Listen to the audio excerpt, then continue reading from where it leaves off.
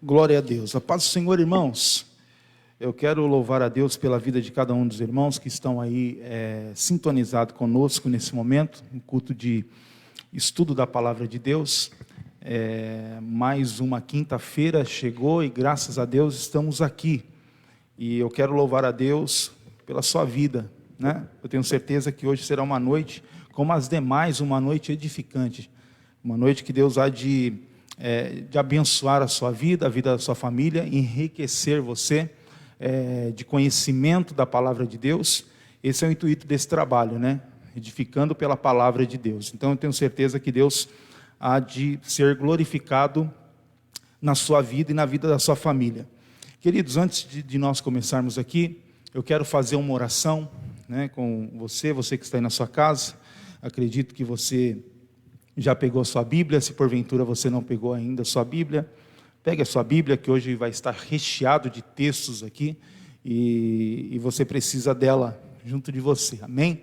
Vamos orar, vamos agradecer a Deus nessa noite. Senhor Deus, eterno Pai, nós te louvamos e te engrandecemos nessa noite, ó Deus, por esta oportunidade, mais uma vez, de estar aqui reunidos, ó Pai, juntos na Tua presença, para mais uma noite, aprender da Tua poderosa palavra.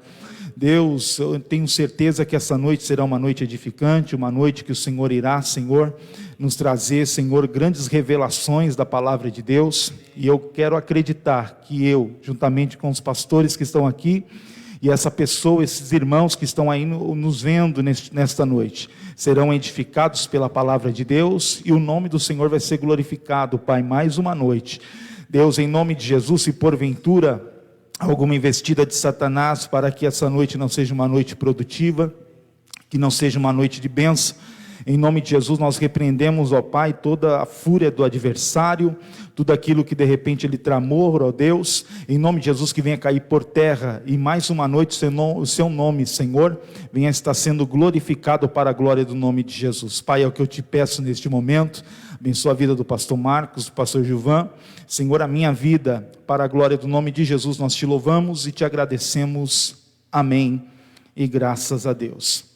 Queridos, estamos aqui estudando um texto super importante. Semana passada nós estávamos estudando e falando e tratando sobre um tema, agora sou crente online. Esse era o tema que nós estávamos tratando semana passada e voltamos a tratar novamente essa semana, né? Tivemos algumas conversas aqui para tratar sobre algum tema, e esse é um tema que ficou muito... algumas dúvidas para alguns irmãos, e já trouxemos outras perguntas, selecionamos outras perguntas aqui, e eu tenho certeza que essa noite será uma noite de vitória, como foi na quinta-feira passada. Está conosco mais uma vez, o nosso convite, o pastor Marcos, que esteve conosco aqui quinta-feira passada, e está novamente conosco aqui. Pastor Marcos, em nome de Jesus. Eu quero cumprimentar todos com a paz do Senhor. É um prazer mais uma vez estarmos juntos, reunidos aqui para a meditação da palavra do Senhor. Esperamos que o Senhor nos proporcione uma noite prazerosa na sua presença. No nome de Jesus, nesta noite, muito feliz de estar com os irmãos. Amém, pastor, Deus abençoe, obrigado mais uma vez pela presença. Está conosco também o nosso pastor da igreja local, pastor Gilvan. É um prazer estar conosco aqui. Era para estar conosco semana passada, teve um problema, né? E graças a Deus hoje está aqui conosco, pastor. A paz do Senhor a todos, é um prazer estarmos juntos mais uma vez nesse formato de culto de ensino, edificados pela palavra, e é bom demais, né, o que Deus tem tratado conosco em nossos corações, aí ao seu coração, e é bom que você fique conosco até o final, né, evangelista Fabiano? Não saia não, mesmo que alguns assuntos às vezes vai confrontar as suas ideias, mas é bom que você continue antenado, porque Deus tem coisas boas para nós aqui nessa noite também. Amém, glória a Deus. Queridos, antes de nós lermos a palavra, que nós usamos um texto como base, eu quero aqui informar os irmãos. Hoje nós estamos aqui fazendo um sorteio de um livro. Esse livro aqui é uma bênção, o nome do livro é Essência da Vida, do pastor Luiz Correia, Excelência da Vida, do pastor Luiz Correia, pastor da nossa igreja, né, pastor Marcos? Conexão Brasil-África. Conexão Brasil-África, e nós vamos estar sorteando esse livro hoje. E como que eu faço para concorrer a esse livro? Você vai colocar aí, né, nós estamos ao vivo pelo Facebook, você vai colocar "eu quero", e nós iremos fazer um sorteio no final desse livro, e aí você pegará esse livro aqui em um dos nossos cultos, né, da semana, e aí nós estaremos explicando melhor. Mas se você quer concorrer, você que quer ganhar esse livro, você vai colocar "eu quero", e aí nós iremos fazer um sorteio no final também. Amém, queridos? Pegue sua Bíblia, abra no livro de Hebreus, no seu capítulo de número 10, versículo de número 25. Eu vou ler somente a parte A desse texto, foi o texto base que nós usamos aqui para o nosso estudo. Vamos lá. Livro dos Hebreus, capítulo 10, versículo 25. Na minha Bíblia diz assim: "Não deixando a congregação, a nossa congregação, como é costume de alguns." Amém? O texto que nós estamos utilizando é esse como base. O tema que nós estamos trabalhando agora, eu sou crente online. E eu vou fazer uma pergunta aqui, eu vou começar com o pastor Marcos, a primeira pergunta. Pastor Marcos, nós vamos insistir mais uma vez sobre essa pergunta. O que é congregar? Essa é a primeira pergunta. Muito bem. Nós demos algumas definições na quinta passada, né? Na verdade, não abordamos a síntese do que é congregar. Na verdade, os perigos de deixar de congregar. O texto está falando que já a igreja do primeiro século, o escritor aos Hebreus, ele direciona aos irmãos, porque a impressão que temos na história é que os irmãos já estavam com essa dificuldade de congregar. Por isso tem que vir essa advertência. Aí eu expliquei para os irmãos na última quinta que existiam algumas razões. Alguns mencionam a perseguição que a igreja está passando, alguns por ser novos na fé e outras demandas corriqueiras, né? E estava impedindo dos irmãos de congregar, por isso que os irmãos... E a realidade da questão de congregar no sentido do tema, né? Eu sou crente online, também dei essa definição na quinta passada. A diferença de eu sou crente online e eu estar online. Falei do sou no sentido de uma definição, uma sentença final, né? Mas congregar, vamos lá, o que é congregar? Congregar é reunir-se. Você vai ver lá no dicionário, a palavra congregar significa reunir-se, agrupar-se, ajuntar-se. Quando eu me reúno, quando eu me agrupo, quando eu me ajunto com alguém, isso é congregar. E nós, na última quinta, nós mencionamos que essa era uma prática que eu chamo a atenção, olhando pelo prisma da Bíblia, que era uma prática diária da igreja primitiva.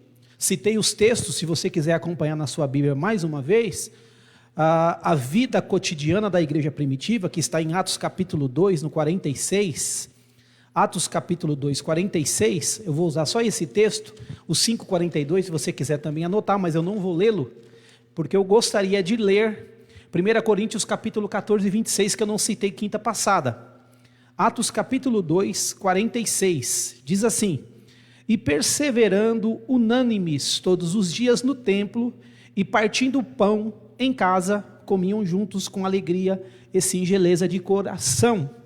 No sentido de que eles se reuniam, eles se agrupavam. E eu mencionei para os irmãos que a ideia que nós víamos na igreja primitiva não era a ideia somente do templo, ainda que o templo é importante, ainda que a vida diária, cotidiana na igreja é importante, mas eles não somente se reuniam.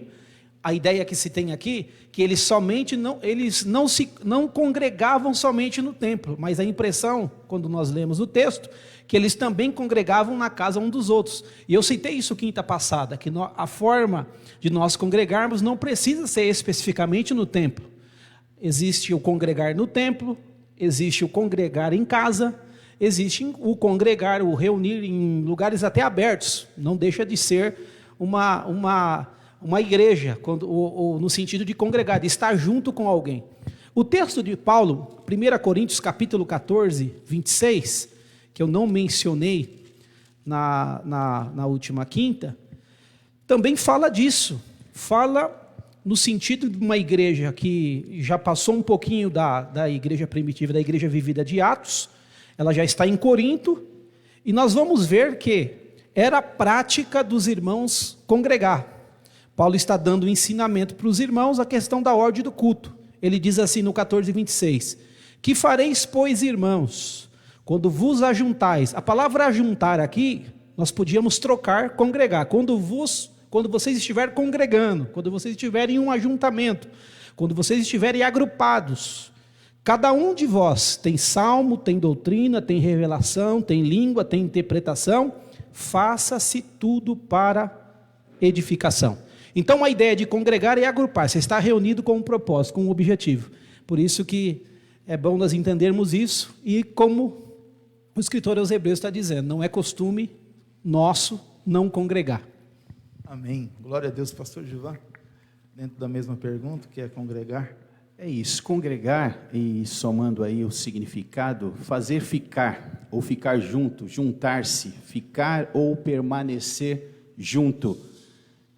Congregar também tem uma derivação da palavra congregar, congregação. A gente vai ver congregação lá no Antigo Testamento, no livro do Êxodo, capítulo 12, quando Deus ele dá uma ordem, uma organização da saída do povo do Egito, a primeira festa da Páscoa, né?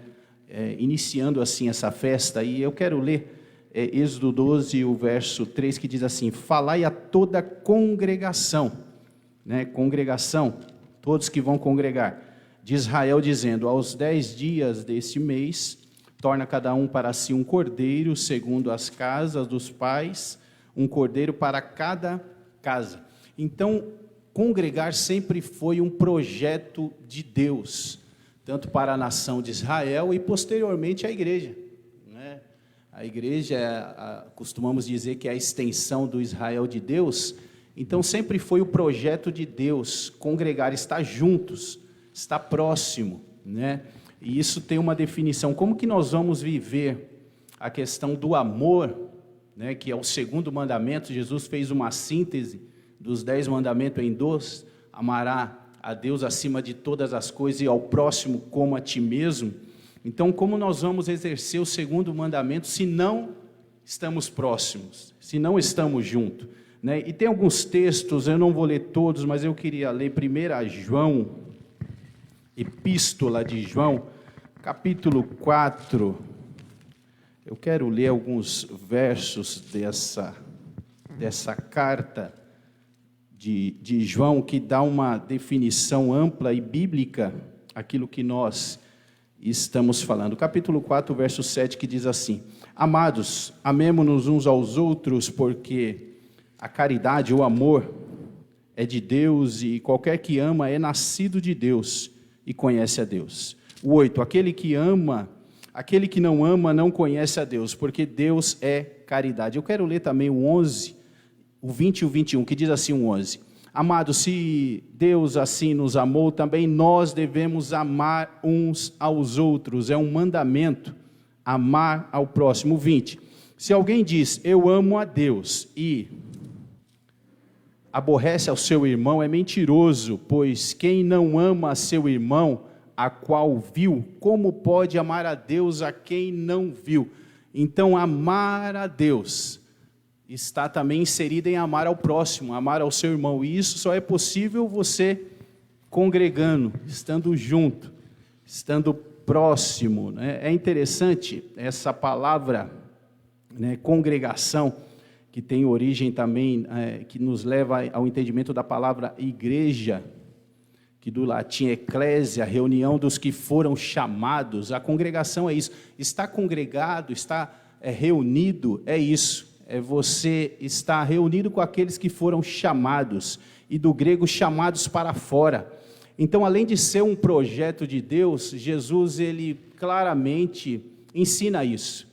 A pré-inauguração da igreja, que eu costumo dizer que foi lá no diálogo de Cesareia, Mateus 16, quando Jesus fala para Pedro, ali foi uma pré-inauguração, né? Quando Jesus faz a pergunta, o que o povo pensa, quem sou eu? E depois Jesus faz a pergunta novamente aos 12, dizendo, e vocês? Qual é a visão de vocês ao meu respeito? Aí Pedro levanta e fala, tu és o Cristo, o Filho do Deus vivo.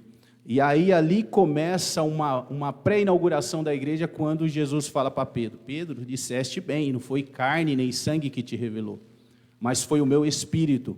Tu és Pedro, Jesus falando para Pedro. E Jesus aponta para ele mesmo dizendo: e sobre esta pedra eu vou edificar a minha igreja, e as portas do inferno não vão prevalecer contra ela. Então, é um projeto de Deus que Jesus ele vem ratificando isso, né, em todo o Evangelho. Amém, glória a Deus. Pastor, a pessoa ela pode dizer assim: mas se congregar é amar, mas eu já amo. Eu seleciono as pessoas que eu gosto lá e sigo aquela pessoa porque eu amo ela, gosto dela. Esse é o verdadeiro amor, pastor? O que o senhor tem a dizer aí? Eu não gosto dessa, eu bloqueio essa. Nós vamos tratar um pouquinho mais abaixo, né? Quando na questão do suportar em amor. Sim. Aí vai entendimento. Porque a pessoa ela pode entender assim: mas congregar fala de amor, mas eu já amo, né?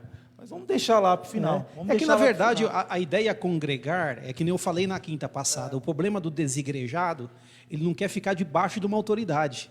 Ele quer fazer quando quer, na hora que quer.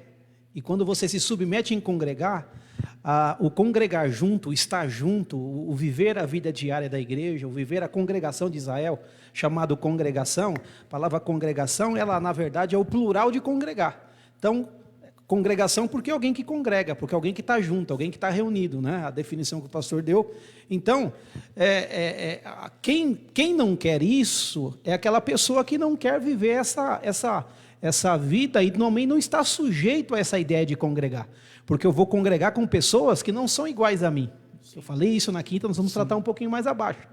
Então, na verdade, às vezes eu não consigo selecionar dentro de uma congregação aquilo. Na verdade, eu tenho que ser igual para todos, né? Não posso ter classificação, senão eu vou cair no texto que o pastor citou em 1 de João. Né? Então, vou ser parcial com alguns. Então, e não é isso que o Evangelho, não é isso que o próprio Jesus nos ensina. E se a gente for olhar pelo aquilo que Jesus ensina, o Evangelho de Mateus, ele vai dizer até um pouco mais duro: você tem que amar o seu inimigo. Né? E a gente acredita que não congrega com o inimigo, né? Mas é a premissa do cristianismo. Não, e é interessante, o padrão de amor de Jesus, ele dá uma emenda ainda à questão de amar ao próximo como a ti mesmo. E eu acho que nós recebemos uma mensagem, eu acho que o pastor compartilhou aquela mensagem, que é bem colocada aqui também, né? É amar como Jesus ama, não é como nós amamos. Olha que interessante a definição do amor ao próximo. Né? Uma grande diferença. Porque nós somos falhos na questão do amor. Eu amar do meu jeito, eu posso deixar a desejar, mas amar como Jesus ama é diferente. É um amor que vai além. De entrega. Um amor de entrega. O amor que ele cita em Efésios capítulo 5, que ele fala da questão do marido e da mulher, é esse amor que ele fala, o amor de se entregar por ela. É o amor de Jesus se entregar pela igreja. Né? Tolerância. Por quê? Porque às vezes eu por si mesmo, como ele diz lá, porque é muito fácil, relativamente, uma vez eu dei um ensino dizendo assim: ninguém consegue amar alguém mais do que a si mesmo. Essa é uma verdade. Você não tem uma ideia de algo a mais daquilo que você faz por você. Mas às vezes nós somos falhos, nós corremos esse risco, porque às vezes o todo para mim não é o amor que Jesus me ensina. Então o parâmetro do amor baseado no que Jesus ensina, esse amor de entrega, é o padrão que ele estabelece. Foi a mensagem que eu compartilhei com os irmãos nessa semana. É o padrão que ele estabelece. E até depois eu vou citar esse texto um pouquinho mais abaixo. Interessante, glória a Deus. Amém. Queridos, nós estamos aqui, como eu de costume, nós estamos aqui ao vivo pelo Facebook, e nós estamos aqui em um tema muito bom, né, que estendemos para essa quinta agora. Sou crente online, esse é o tema que estamos trabalhando, e a primeira pergunta foi feita aqui: o que é congregar? Né? Eu vou fazer a segunda pergunta aqui agora para o pastor Gilvan, mas antes disso, eu quero citar mais uma vez. Nós estamos aqui sorteando um livro, e para você concorrer, para você ganhar esse livro, você vai ter que colocar aí: eu quero, né? E aí no final nós iremos fazer um sorteio. Um livro muito bom. Esse é um livro aqui de quantos dias para ler, pastor? Quantos dias que nós conseguimos? Uma sentada. Esse é um livrinho de uma sentada. Numa vez que você sentar, você... Acho que é 60 páginas, pastor? Acredito que sim. Vamos dar uma olhada. 72 páginas. 72 páginas. 72 páginas. Em uma sentada você lê esse livro, e eu tenho certeza que vai edificar você. Quer ganhar esse livro? Coloque aí: eu quero. e aí nós iremos fazer um sorteio no final. Pastor Gilvan, vamos lá. Segunda pergunta. Parte das pessoas chamadas desengrejados, em partes, a culpa de alguns líderes religiosos? Olha, é uma pergunta interessante, né? E é bom a gente entender um pouco e falar um pouco sobre a questão dos desigrejados, né? Como o pastor bem falou, é muito cômodo você ficar em casa, né? A questão de você congregar é não só pelo conforto da palavra, mas é pelo confronto também. E já você desigrejado em casa, se a mensagem não te agrada, você muda, você desliga, você sai, você já na questão da congregação, você está aqui, você está próximo, você está junto, e isso vai confrontar, e o Evangelho ele confronta mesmo, e ele tem que confrontar, né? O Evangelho tem que confrontar, porque não é o que eu gosto, não é o que eu quero, não é aquilo que me agrada, que de repente agrada a Deus, né? O Evangelho é ajuste. O Evangelho é como nós falávamos aqui nas quintas passadas, não é só entrar pela porta estreita, o caminho também é estreito, é renúncia. Eu creio e prego um Evangelho de renúncia, é dizer não para muitas coisas. Então a questão do desigrejado é como você falar, eu amo a Deus, mas não vou à sua casa. É a mesma coisa você falar, eu amo a cabeça, mas não amo o corpo. É um amor parcial. É como você falar, eu amo o pai, eu amo meu pai, mas eu não suporto meus irmãos. É como algumas pessoas chamadas desigrejadas não congregam por conta disso, devido a alguns ajustes que precisa ser feito em questão de irmandade e não consegue fazer. Então é melhor para ele se ausentar, é melhor para ele não estar junto. Aí ele prefere ficar sem igreja, né? Não vou me vincular. É uma coisa tão demoníaca isso aí, né, pastor? Porque a pessoa ela coloca na mente dela que ela estando em casa, congregando em casa, ou seja, ela não precisando congregar, ela está bem, está tudo bom. É uma coisa tão demoníaca, né, do diabo que tampa a mente da pessoa. Está bem, e o pior, algumas pessoas falam que se acham num nível espiritual melhor do que os que estão congregando.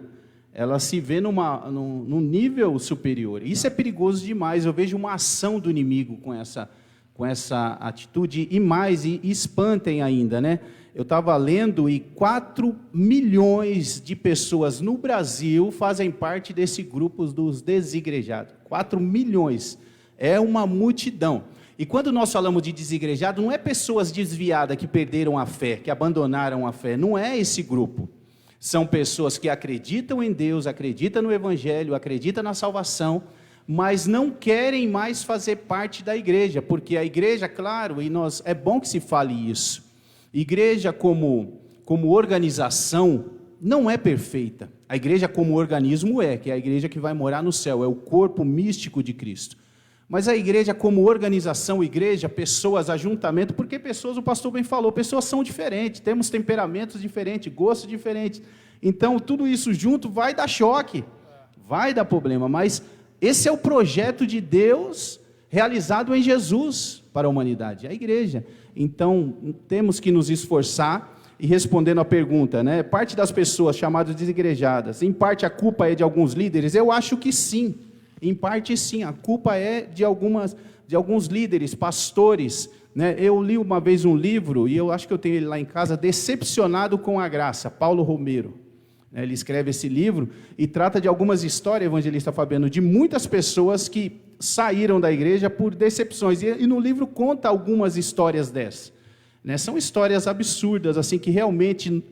Eu, falando por mim, me colocando no lugar da pessoa, claro, sairia daquela igreja, mas não deixaria de congregar. Aí é que está.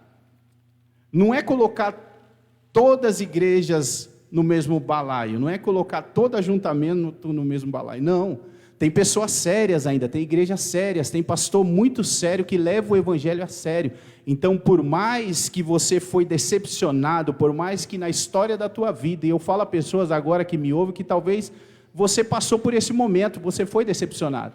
Levante a tua cabeça e retome o projeto que é de Jesus, né? Volte a congregar, volte a congregar. A culpa sim aí a Bíblia fala disso, e até exortando esses pastores, no livro de Ezequiel 34, do 1 ao 7, fala, ai dos pastores que apacentarem a si mesmo. Jeremias também fala, depois você lê em casa, Jeremias 23, do 1 ao 4, no livro de Judas também, já no Novo Testamento, no 12, só tem um capítulo, verso 12, fala também, repreendendo esses pastores, às vezes egoístas, às vezes numa ação de só pensar em si mesmo, como tem muitos, claro, não vamos generalizar, mas tem, né, pastores que às vezes numa ganância ele acaba decepcionando, acaba magoando pessoas, frustrando pessoas, e a pessoa não consegue se levantar mais. É lamentável, mas tem pessoas assim. E eu vou contar uma situação aqui, eu posso até contar que essa pessoa já não está mais entre nós, né? Ele sofreu uma fatalidade, mas eu conversando, evangelizando essa pessoa, falando do amor de Jesus para ele, convidando ele a participar da igreja, a congregar, ele falou para mim: Gilvan, eu não participo mais de igreja, porque o meu pastor, quando eu perdi o meu filho, o meu pastor olhou para mim e falou assim: irmão, fique em paz, porque de repente seu filho ia ser um bandido no futuro.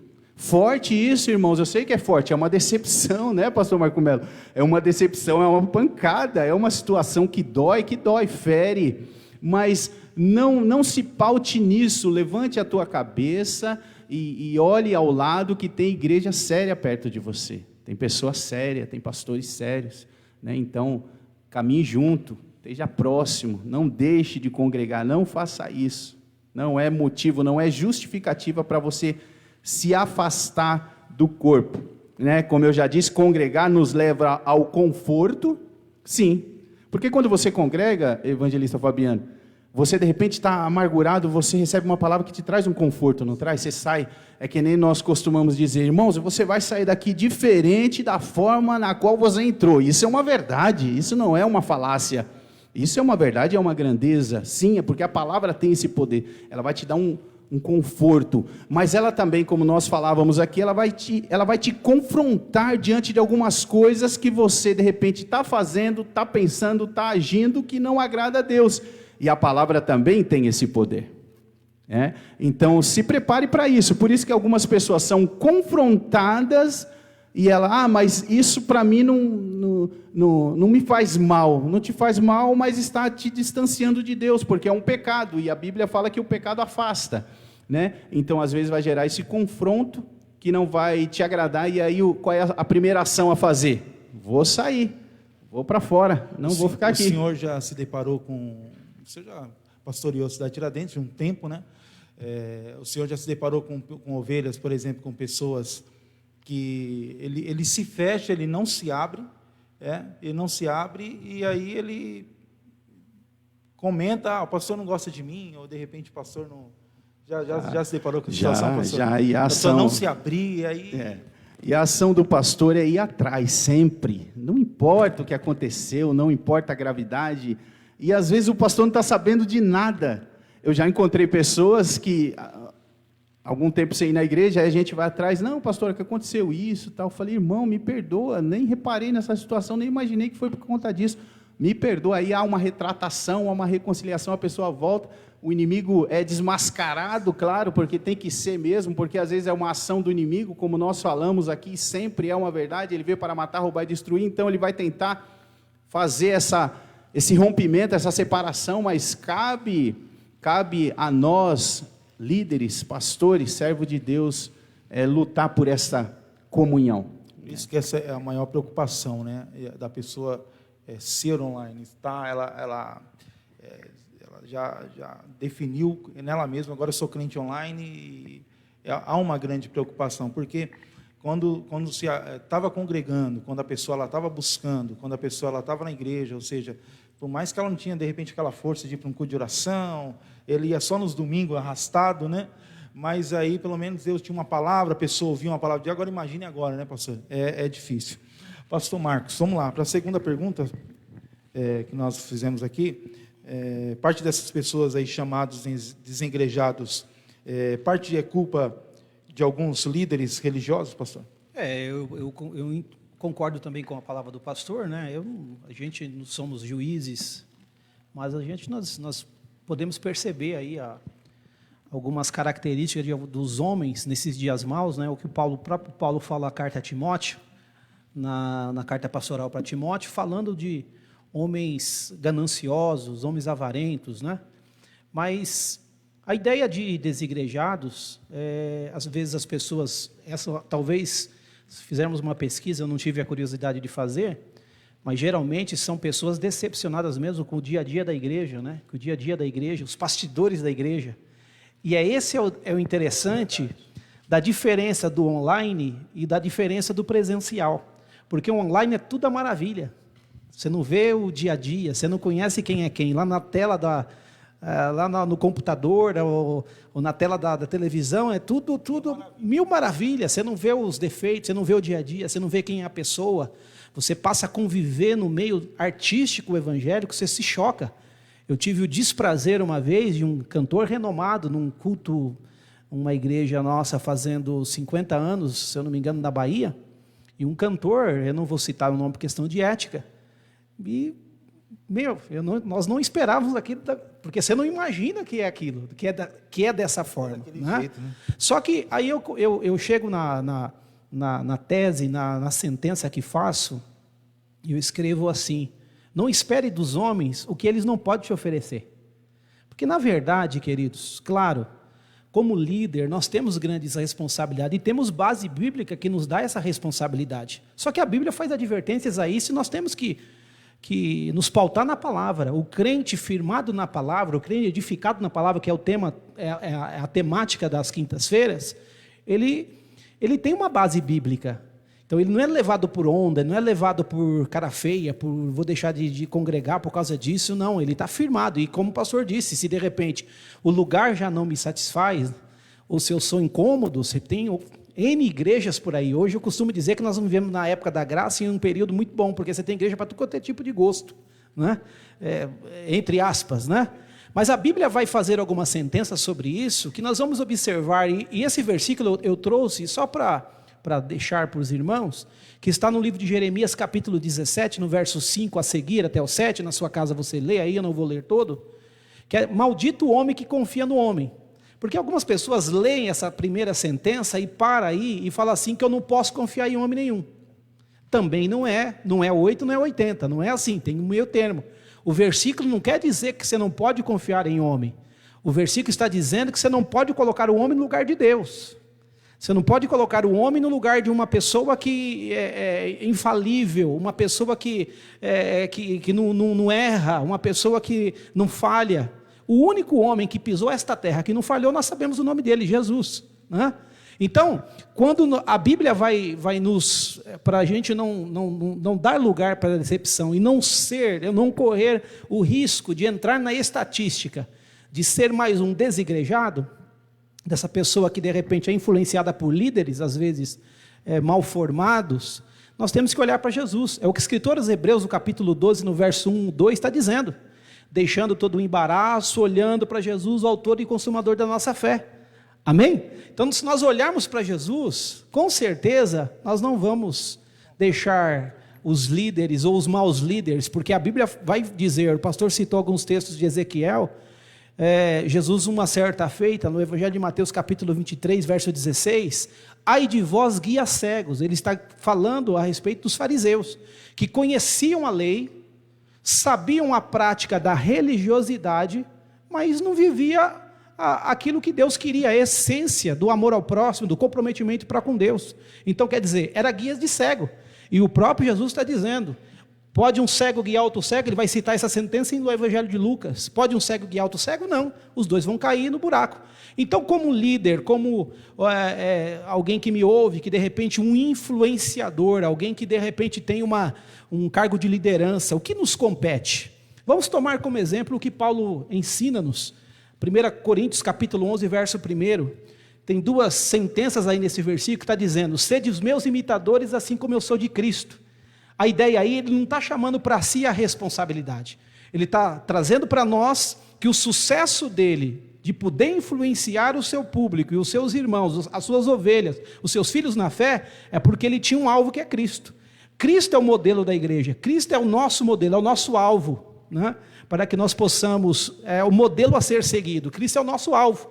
Então fazemos como Paulo, sendo os imitadores de Cristo, porque assim ele o era, e assim ele podia falar para os irmãos. E mais, quando Paulo escreve a Timóteo, 2 Timóteo 3, 2,15, para nós líderes, ele fala assim: procura apresentar-te a Deus como obreiro aprovado. Uma certa sentença, numa aula de ética pastoral, nunca me esqueci disso, o pastor dizendo assim: nós que temos o privilégio, eu não sei se o privilégio é a responsabilidade de pregar a palavra, de ensinar as pessoas, nós somos como um médico com um bisturi na mão. Nós podemos dar vida e podemos matar. Matar como? Matar como essas sandices que nós escutamos aí, né? Que às vezes as pessoas não acham uma base bíblica, uma coisa coerente, e fala de uma forma sem pensar, né? Tá como cabe bem a fala da mulher de Ló. Tu fala como uma louca, né? Então, então a Bíblia vai nos dizer, nós temos que procurar apresentar a Deus como obreiro aprovado. E o que é obreiro aprovado? Ele está dizendo lá que maneje bem a palavra da verdade. Não é a minha verdade, não é a verdade que nós achamos, não é a verdade que não é aquilo que nos convém, é aquilo que a Bíblia vai nos dizer, é aquilo que a Bíblia vai nos dar norte. Então nós temos o norte, que é a palavra do Senhor. Então, se nós tivermos o norte, que é a palavra de Deus, em nome de Jesus, ainda que pode acontecer de sermos de parte dos desigrejados por influência de muitos líderes aí, esses líderes como nós falávamos na quinta, influenciando de uma forma errônea as pessoas, isso não vai colar em nós, porque nós temos a palavra do Senhor sobre as nossas vidas. Amém. Pastor, mandaram uma pergunta aqui no particular, inclusive os irmãos que quiserem mandar a sua pergunta, pode mandar a sua pergunta, nós estaremos aqui, na medida do possível, lendo aqui para os pastores e eles respondendo. O que é apostatar da fé? Apostatar da fé é negar a fé. A palavra apostatar vem de apostasia, deixar a fé, voltar, se desviar. No linguajar cristão, é se desviar. O que é se desviar? Estar num caminho e você se afastar do caminho, abandonar a fé. Eu sou cristão e amanhã eu deixar de ser crente, por exemplo, ir para o espiritismo. Então, apostatei da fé. Não é fiquei frio na fé, não é que eu fiquei um desigrejado. Alguém que está desigrejado, que nem o pastor falou, a estatística, 4 milhões que não frequentam a igreja, mas que são crentes, que têm a Bíblia, só não estão em consonância no todo na Bíblia. Não estou dizendo que estão certos, por quê? Como eu disse para os irmãos na última quinta, e começamos a falar um pouquinho sobre isso agora, né? Não querem ficar debaixo de autoridade, então em partes tem aí algumas coisas a serem consertadas. Então, mas não são um caso que eles se apostataram da fé. Agora, aquele que se apostatou da fé é aquele que deixou a fé, não quer seguir mais Jesus, se desviou. Amém. Glória a Deus. Vamos lá, vamos para a terceira pergunta. Posso só fazer uma colocação aí em cima dessa pergunta ainda? O pastor bem falou, não somos juízes e entendemos assim, os líderes vão errar. Toda a liderança às vezes vai errar, vai falhar, vai falhar, claro que vai falhar, somos humanos. A gente observa isso lá no Antigo Testamento, né, no livro de 1 Samuel, Eli errou numa ação precipitada, um julgamento antecipado que ele fez de Ana, que estava orando, e ele achou que ela estava embriagada. Já pensou como isso decepciona a igreja, Fabiano? Vamos colocar aqui na nossa ação agora atual da igreja. Você está olhando um irmão, ele está orando, ele está mexendo os lábios, aquela oração de coração, de mente, ele está ligado com Deus, e de repente o pastor vai até ele e fala assim: irmão, por que você está embriagado a essa hora do dia? Pesado.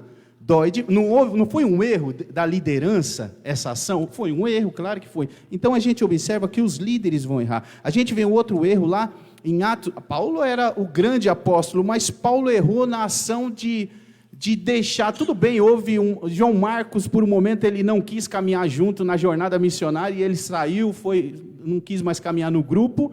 E Paulo, no retorno, que Barnabé falou, vamos levar novamente João Marcos. Paulo falou não, e houve uma grande discussão, a Bíblia fala lá no livro de Atos, né? No verso 39, e diz assim, e tal contenda houve entre eles, que se apartaram um do outro, Barnabé, levando consigo a Marcos, navegou para Chipre. Então houve uma grande discussão por causa que Paulo não quis aceitar mais Marcos, mas aí a gente observa, lá no livro de 2 Timóteo, no capítulo 4, que houve uma retratação de Paulo. Olha aqui, ação linda de um líder, que tem que ser humilde. Um líder tem que reconhecer os seus erros. Eu observo também alguns líderes que ele toma alguma ação errada e ele fala assim, não, tomei, pronto e acabou, não importa. Ele deixou um rastro de ferida, mas ele não vai até a pessoa para haver uma retratação. Isso não é vergonha. Eu acho que isso é uma grandeza, né? E Paulo ele fala para Timóteo dizendo assim, ó, somente Lucas está aqui comigo, procure Marcos, traga-o com você, porque ele me pode ajudar no trabalho. Uma versão atualizada aqui. Linguagem de hoje. Olha que interessante. Traga Marcos de volta, porque ele me pode ajudar. Ele é muito útil para mim, numa tradução um pouco mais. Você entendeu? Ele reconheceu o quão importante era Marcos. Houve um erro, mas houve um acerto. Então, mesmo nós, sendo líderes, pastores, né, e na jornada aí do teu ministério, se houver um erro e magoou alguém, feriu alguém, né, vale a pena ir atrás e haver uma retratação, uma reconciliação. Pastor, será que não, com tantos líderes que vêm se formando, tantas igrejas que vêm crescendo, né, que vai uma igreja atrás da outra, você vai numa rua, você tem 3, 4 igrejas, né? Será que muitas vezes eu já ouvi irmãos dizer, acho que o senhor já ouviu também, de pessoas dizer assim, poxa, eu não vou mais lá naquela congregação lá, porque o pastor, ele só prega sobre o cego de Jericó, ele só fala sobre a mulher do fluxo de sangue, não aguento mais, ou seja, não tem um alimento mais. Será que isso é culpa dos líderes? Então, mas é o que eu falei na 2 Timóteo capítulo 2, né, verso 15, procura apresentar a Deus como obreiro aprovado que maneja bem a palavra da verdade. Por quê? Queridos, eu costumo dizer assim, ninguém engana por um tempo demasiadamente, ele engana por um período, né? Por isso que nós é salutar, por exemplo, na tecnologia de hoje, para nós não ficarmos refém. Porque se você for na internet, você vai ver N mensagens. E com isso, muitas pessoas hoje já não têm uma vida de oração.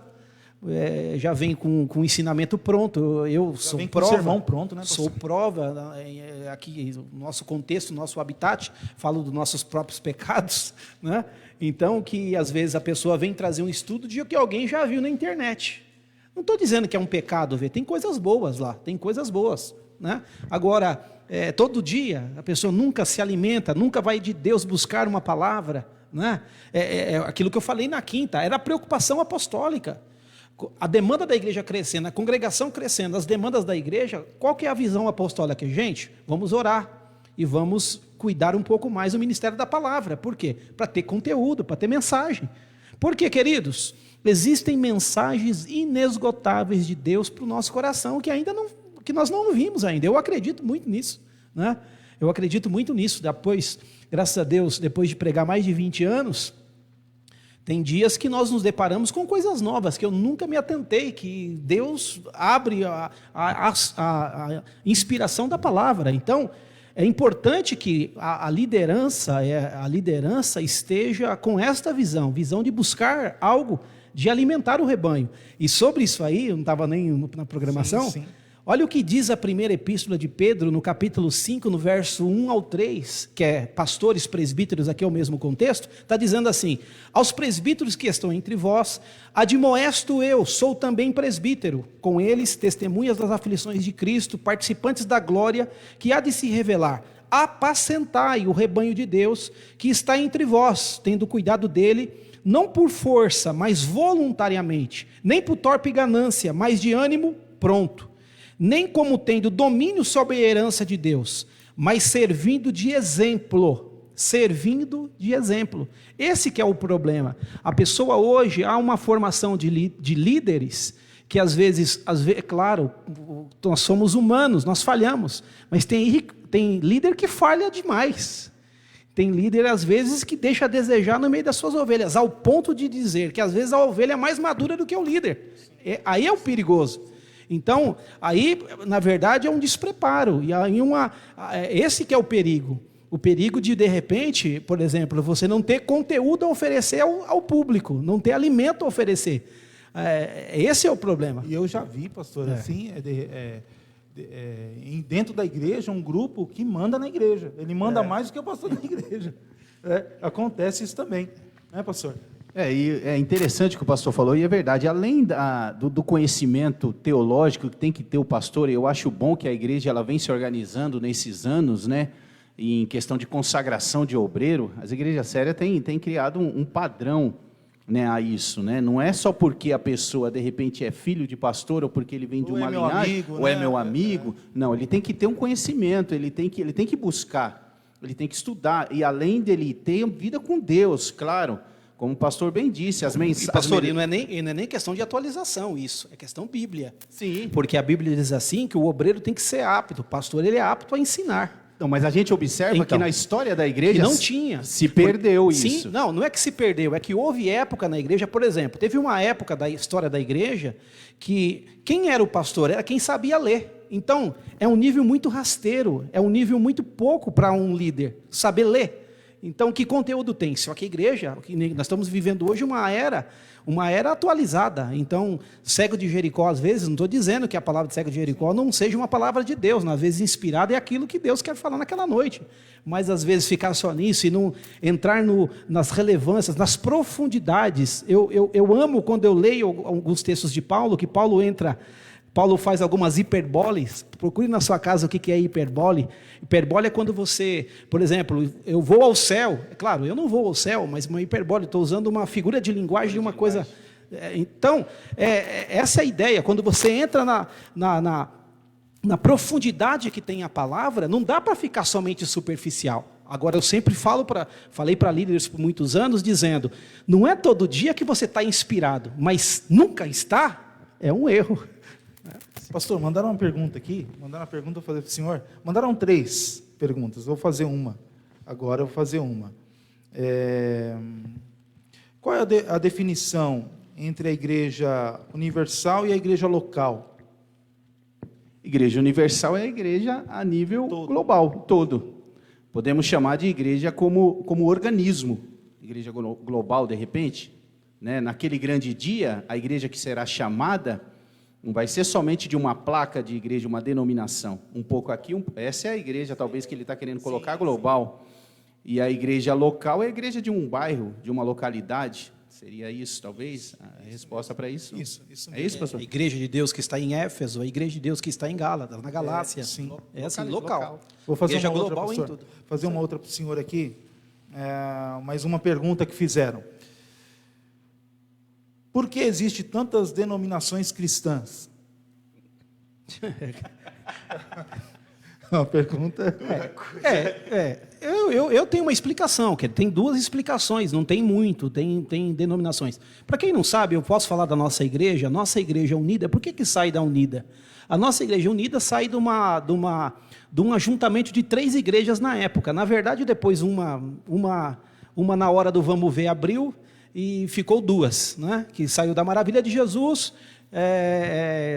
Agora não vou me lembrar das 3, né? 3 igrejas. Mas a maioria das denominações... Ô, pastor, deixa um pouquinho. Isso é bom falar há 52 anos, né? Não caiu sim. de paraquedas. Não nasceu ontem. E não é 52 mais, 52 é a Carmozina. Mas a Igreja Unida deve estar com 55 hoje, né? 55 anos do ministério da Igreja Unida. Eu fui até fazer parte da diretoria lá. Então, tá vendo? Os nomes a mente já não é mais a mesma, né? Então, mas algumas denominações, amados, muito claro, tem muitas denominações que se abrem porque pessoas não querem ficar debaixo de autoridade. E às vezes, desculpe, não estou aqui atacando ninguém, julgando ninguém, não sou juiz de ninguém, mas é o que a gente vê. Pessoas despreparadas, às vezes, para abrir ministério, para abrir igreja, né? Pessoas que, às vezes, têm aquela vontade, tem vontade de ser líder, então se autodenomina, se auto-intitula. Isso é muito perigoso, queridos, é muito perigoso, porque vê lugares por aí que de repente você que me ouve, você que tem uma base bíblica, você que já conhece, você que acompanha, não que a nossa igreja é perfeita, mas que acompanha a seriedade que a nossa igreja prima, né? Alguns lugares por aí, misericórdia, que é algumas coisas que você não acredita que acontece no antro do cristianismo, no meio do seio da igreja, mas que às vezes de pessoas despreparadas. Agora, claro, você vai ver uma diversidade de pessoas que eu acredito que Deus dá diversidade de visões. Você vai ver ministérios fortes aí, tem igrejas que têm uma vocação para um certo público, Eu me lembro, há uns mais de 20 anos atrás, eu tive o privilégio de participar num seminário da Igreja com Propósito, quando veio o pastor Rick Warren no Brasil, foi até uma palestra no Rio de Janeiro. Ele disse assim, nós temos o privilégio de nós escolhermos o tipo de peixe que nós queremos. Por quê? O tipo de peixe, você leva a isca para ele. Então, hoje nós vamos ver uma diversidade de igreja que as pessoas, na verdade, focam no público. Então, tem lá ministério forte que trabalha com um público jovem, tem ministério forte que... Né? Então, tem uma diversidade de dons que eu acredito também que, por permissão do Senhor, o Senhor deu essa diversidade. Mas muitas dessas denominações, infelizmente, às vezes, se tivesse uma vara de medir, um cânon para julgar, talvez não passava no crivo de ser constituída a igreja. Mas como? É liberdade, né? Sim. Pastor, eu acho que aí também está a definição da palavra comunhão também, derivado dessa palavra comungar. Parece uma palavra um pouco de origem católica, mas é verdade. E a palavra comungar quer dizer estar de acordo com um princípio. Então, muitas dessas pessoas, como o pastor bem disse, às vezes não está de acordo com o princípio da igreja, que de repente é ortodoxa, é uma igreja que vem caminhando seriamente, e a pessoa, de repente, por ter alguns pensamentos diferentes, e às vezes até que iriam somar para aquela igreja, mas ele resolve sair de uma forma precipitada. E aí, claro, dá origem a tantas denominações que vemos aí, né? E preocupa. Eu particularmente não concordo, principalmente num contexto de bairro. Igreja, ela é o candelabro de Deus, nós falávamos disso, castiçal de Deus, o lugar de luz no bairro.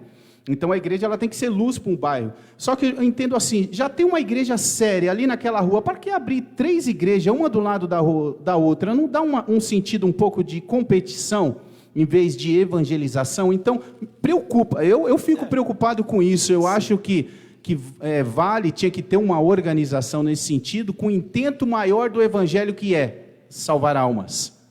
Essa ação maior do evangelho, salvar almas, né? Então, eu acho que aí surge tantas igrejas. O senhor, quando foi chamado, entender esse chamado de pastorear a igreja, bateu um medo, pastor? Assim, aquele sentimento de medo, tipo, puxa vida, agora eu sou pastor de uma igreja? Bate, porque eu entendo quando Jesus fala, quando a palavra fala, a quem muito é dado, muito será cobrado. Eu entendo essa questão de você como líder, você ter essa responsabilidade. Claro, salvação individual, mas nós somos responsáveis. Jeremias chega a dizer que nós somos atalaia. Nós temos a responsabilidade de alertar o povo. O atalaia tinha a responsabilidade diante de um alto lugar, quando os inimigos estavam vindo, ele gritar lá, vem o inimigo, e alertar o povo. Então nós temos essa responsabilidade, e me preocupa, claro que preocupa muito. Então nós temos que buscar em Deus, como bem falou o pastor, de contínuo buscar em Deus, de contínuo buscar no Senhor. Algumas ações da liderança, claro, não agradam um todo, e não vai agradar. E eu costumo dizer, a igreja não pode ser democrática. A igreja ela é coordenada por Deus. Cristo é o cabeça da igreja, claro. Há um pastor, que essa igreja ela foi organizada por Jesus, quando Paulo escreve, Efésios 4:11, que ele mesmo levantou, ele mesmo constituiu. Isso não é coisa da cabeça humana, isso não é coisa minha, não é coisa de qualquer líder, não. Isso é uma ordem de Deus, de Jesus. Então, se há uma liderança, ela tem que ser respeitada, não adorada. Eu não gosto desse negócio das pessoas ficar idolatrando o líder, está muito errado isso. Mas o líder tem que ser respeitado, honrado sim, porque há uma tamanha responsabilidade sobre os seus ombros. O pastor sabe disso muito mais do que eu, que há muito tempo já está na janela aí desse ofício. Não, e a ideia, né, quando nós falamos na quinta última, das 5 solas, né, uma das teses do Martinho Lutero nas 95 teses, só lhe deu glória, só a Deus glória. Por quê? Porque o Papa estava sendo endeusado na época, né? Então, esse é o problema. O problema que Deus não divide, a própria palavra diz, Deus não divide a glória dele com ninguém. Então, o homem querendo ser Deus, querendo ocupar o lugar de Deus, está fadado à queda. Para você que se conectou agora, nós estamos aqui ao vivo pelo Facebook, tratando sobre um tema muito bom. Eu acredito que você está sendo edificado por Deus aí. Agora sou crente online. Esse é o tema abordado aqui, que nós estamos tratando, que nós pegamos como base o livro de Hebreus. no seu capítulo 10, versículo 25, a parte A, e nós já respondemos algumas perguntas de alguns irmãos, e está cheio de perguntas, estão mandando muito de pergunta aqui, meu Deus, mas na medida do possível a gente vai ver aqui, e a gente vai tentando responder aos irmãos. Queridos, eu vou para a terceira pergunta, vou para o pastor Gilvan, acho que é isso, pastor Marcos, não, pastor Marcos, é o pastor Marcos. A terceira pergunta, antes de fazer a terceira pergunta, você que quer concorrer, você quer ganhar esse livro, você vai colocar aí, eu quero, e nós iremos fazer um sorteio no final, né? O pastor Gilvan falou que em uma sentada você consegue ler o livro e decorar, então glória a Deus. Então é um livro, uma bênção, pastor Luiz Correia, eu acredito que vai edificar a sua vida também. Então coloca aí, eu quero, e nós no final iremos fazer um sorteio. Vamos lá para a terceira pergunta, pastor. Deixa eu ver. Pastor, defina suportar um ao outro em amor. Está em Efésios capítulo 4, 1 e 2, não é isso? Isso. Muito bem, suportar em amor. Esse é um dos motivos dos desigrejados. Porque suportar em amor não é fácil, queridos. Está congregando com diferenças, está com pessoas às vezes que não têm os mesmos gostos que a gente, só em amor mesmo que nós às vezes suportamos e conseguimos ainda manter o corpo de Cristo unido. Porque nós estamos vivendo em uma época da intolerância, das pessoas cheias de razão. Eu tenho razão, o que eu quero, o que eu gosto. Então nós estamos vivendo nessa época, né? E o pastor citou uma mensagem que eu compartilhei com os pastores na semana, que eu havia recebido também de um amigo, e o texto é muito sugestivo para isso, né?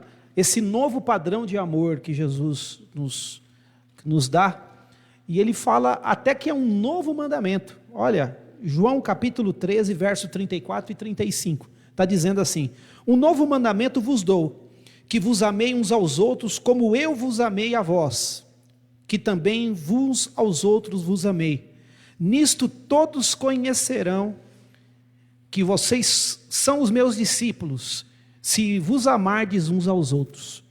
Agora, o que é suportar em amor? A palavra suportar significa ajudar.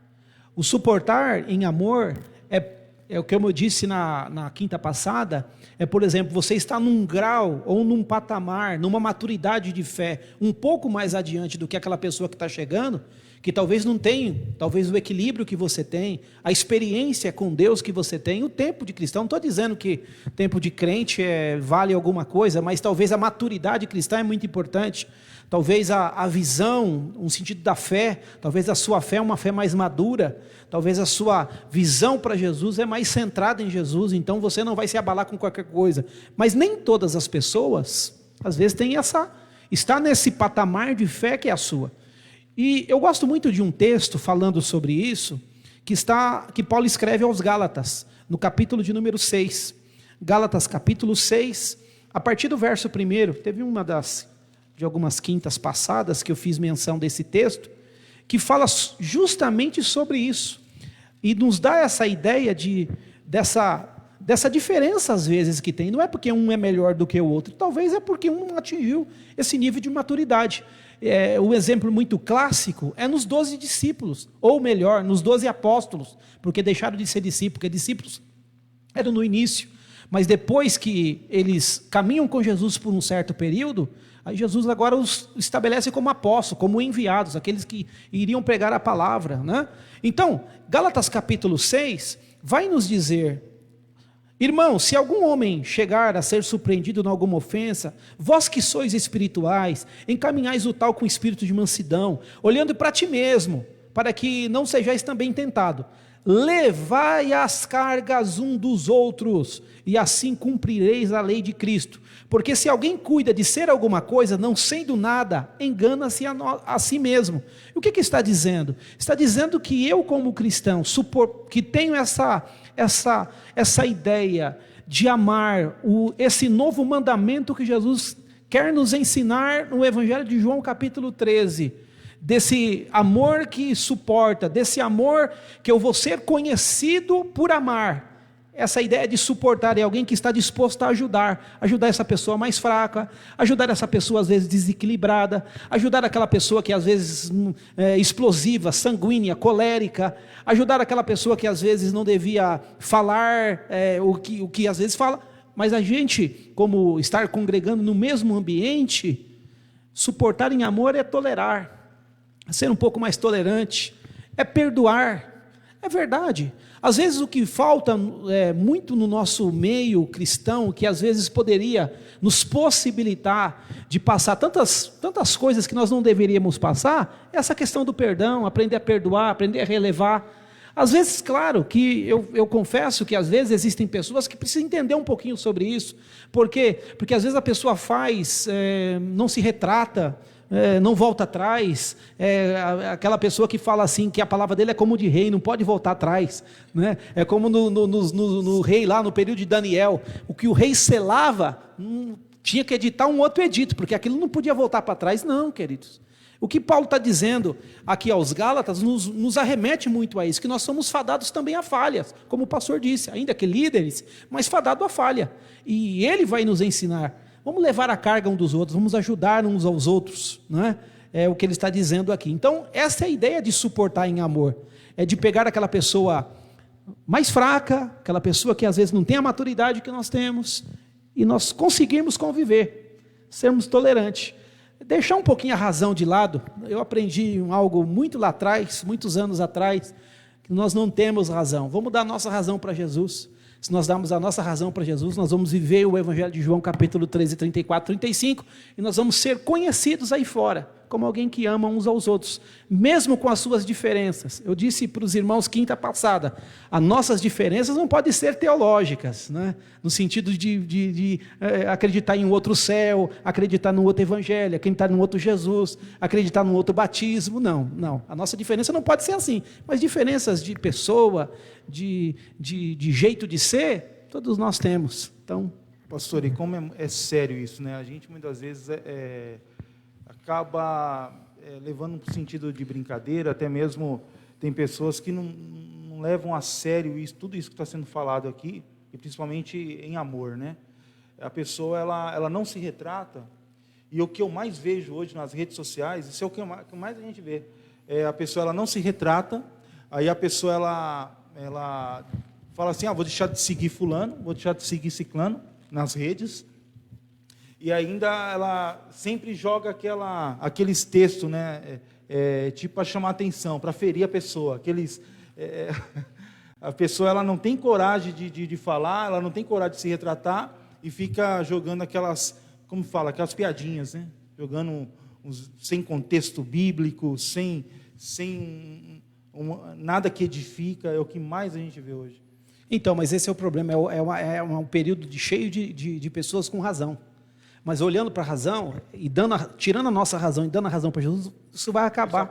Isso acaba, porque, na verdade, uma que eu falei para os irmãos na última quinta, esse é um grande problema hoje desse mal do século. Acho que foi até a pergunta do pastor na quinta passada, né? Nós estamos vivendo em uma época de cristãos, por esse período online, não tem uma profundidade bíblica, não tem uma profundidade espiritual, não se envolve com as coisas do espírito, às vezes não sabe discernir o que é carne e o que é espírito, e às vezes o sentimento pode ser um sentimento carnal, e confunde com um sentimento espiritual, não sabe discernir isso. Então isso é muito nocivo, isso é muito prejudicial. Então, às vezes, o que falta um pouquinho mais é uma maturidade, é buscar ser maduro, é buscar crescer, é deixar um pouquinho de ser criança, passar da fase do leitinho e começar a comer um alimento mais sólido, para crescer de verdade. É isso que às vezes falta para nós. E quando a pessoa cresce, cria raízes. Pastor Gilvan, vamos para essa pergunta aqui. Defina a mesma pergunta, né?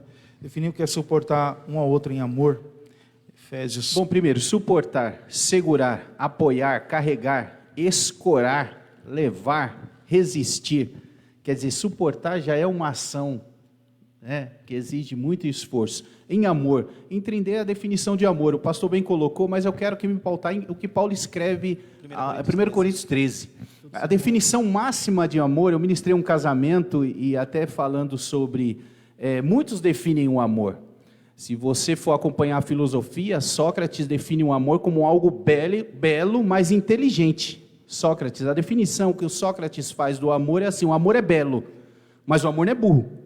O amor é inteligente, a definição que ele faz. Outras pessoas definem o amor como a junção de duas pessoas que se cria uma terceira pessoa que tem que ser alimentada. Isso é o amor. Uma definição um pouco romântica, né? Mas a definição ampla, e para mim é o topo, é o que Paulo fala aos 1 Coríntios capítulo 13, né? Que o amor é sofredor, é bom, não é invejoso, não é leviano, não é orgulhoso, não é indecente, não é interesseiro, não se irrita, não suspeita mal, não é injusto, é verdadeiro, tudo sofre, tudo crê, tudo espera e tudo suporta. É pesado, é difícil, hein?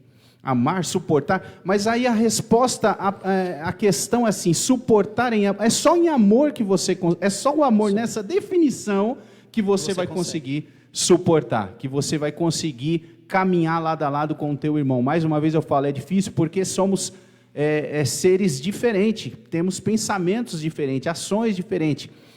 Ninguém aqui é robô, a igreja não tem essa, e nem pode fazer isso, robotizar as pessoas, fazer com que todos sejam iguais ao pastor, ao líder da igreja. Não, somos diferentes, pensamos diferente, então tem que haver essa tolerância, né? Jesus é o exemplo maior disso, da questão de suportar em amor. Eu paro para pensar, pastor Marco Melo, quando Filipe, ele fala para Jesus, lá em João 14:8, Jesus dá um sermão, ele começa a dizer: não turbe o vosso coração, credes em Deus, credes também em mim. No verso 6 ele diz: disse-lhe Jesus, eu sou o caminho, a verdade e a vida, ninguém vê ao Pai, não sei por mim, e se vós não conheces a mim, também não conhece o Pai, que já desde agora o conheceis e tendes visto. Jesus fala isso, e no 8 Filipe fala: Jesus, mostra-nos o Pai. Tem que haver muito suportar em amor aí, tem que haver muita tolerância, né? Jesus muito paciente, ele trata com Filipe novamente, né? A gente vê o exemplo maior de Jesus em João 13, a gente observa isso na lavagem dos pés, Jesus sabendo quem era o traidor, ele lavou o pé do camarada. A gente para colocar, a gente às vezes fala assim: se eu fosse Jesus. Eu ouvi uma vez o irmão dizendo, numa introdução de uma mensagem nesse texto, eu cortaria o pé de Judas, né? Mas não, Jesus ele nos dá o exemplo maior nisso, né? Ele suporta, ele lava o pé, ele serve. Ainda ele fala assim para João, na sequência do capítulo 13: aquele a quem eu der o bocado molhado, ele serve, ajuda na boca. E a ideia do Moisés, né? O homem mais manso da terra, que suporta aquele povo, até intercede pelo povo, que na verdade se levanta contra o ministério dele, contra o chamado dele, e ele intercede pelo povo. Quer suportar em amor mais do que isso? E o povo ainda faz um bezerro de ouro enquanto ele está no diálogo intenso com Deus.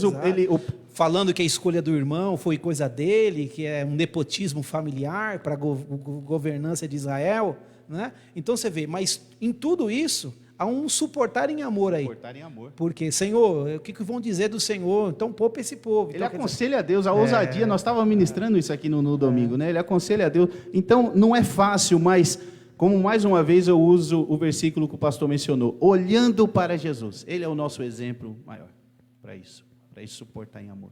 Amém, glória a Deus. Queridos, nós estamos aqui em um culto temático, né? Edificados com a palavra de Deus. E nós estamos abordando o seguinte tema: agora eu sou crente online. Estamos ao vivo, temos aqui muitas perguntas, não tem como nós fazermos essas perguntas agora. Eu vou ver aqui, como é ao vivo, então tudo é ao vivo, então vamos decidir isso aqui agora, ver com os pastores se há possibilidade de nós tratarmos desse assunto novamente quinta-feira que vem. Pastor, eu acredito se... Assim eu Deus acho quiser, uma boa, evangelista Fabiano, até para a gente não... Pastor, não honrar os irmãos. E honrar os irmãos também que estão participando aí, tá cheio de perguntas, então não tem como. Não, e avisando os irmãos, mande mais perguntas. Pode mandar. Nesse decorrer. Daqui até quinta que vem, envie as suas perguntas aí da forma que você achar melhor, para que nós venhamos fazer um sorteio, trabalhar bem né? o assunto. E até mesmo fazer um sorteio, porque de repente, vamos dizer que tem aí, só que tem mais de 9 perguntas, né? A gente faz um sorteio dentro dessas perguntas e a gente tentar. Queridos, olha, está encerrado.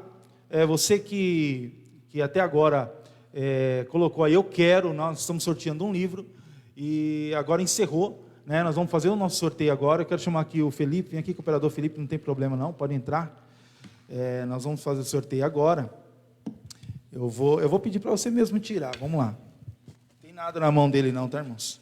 Um sorteio aí, vamos lá. Pelo nome,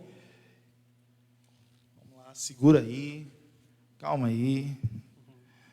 Meu Deus, meu Deus. Quem ganhou? Foi uma irmã muito querida aqui, da nossa igreja também. Deus abençoe. Depois você me empresta para ler, tá bom? É a Fatinha, a evangelista Fátima.